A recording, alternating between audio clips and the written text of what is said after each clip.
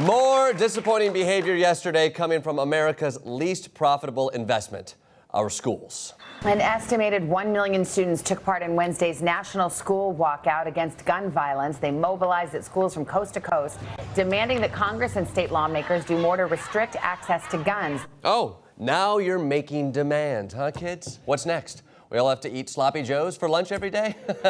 I'm a grown-up. I eat clean, tidy Josephs. Frankly, I tried to ignore all these protests, which is why I was reassured when I tuned into InfoWars and saw Scott Adams, yes, Dilbert cartoonist Scott Adams, explain why these students deserve to be ignored. There are very few people among the young who are leaving school today who would actually even claim to having a good knowledge of the entire gun debate, all of the elements of it, enough to really have a reasoned opinion. The people who are doing the protesting are the dumbest members of society. Yes. Scott Adams knows dumb when he sees it.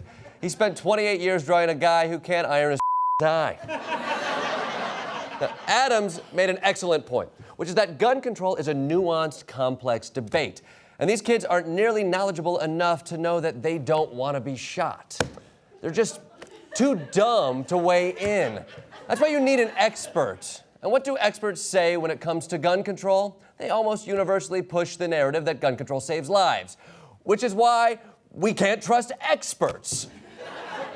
Okay, so you can't trust kids and you can't trust experts because kids are too dumb. Experts are too elitist. So who can you trust? The middle.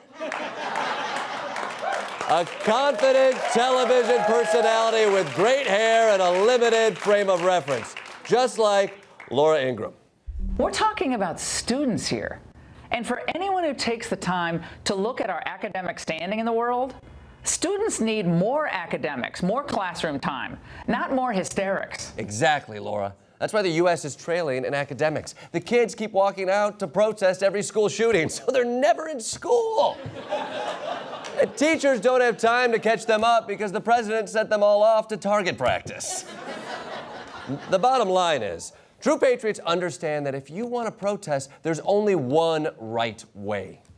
Our parochial school teachers worked with the students and put together a program of a walk-in. And they went into the churches and auditoriums and recognized the victims with prayer. I really like that.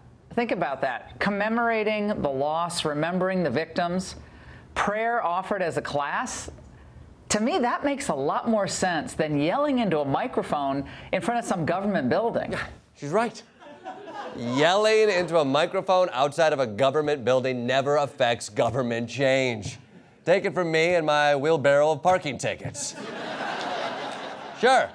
If you want to raise a stink about something, you could dominate a full day of cable news coverage with a nationwide protest, or you could quietly whisper your hopes and dreams into your closed palms where only Jesus can hear them.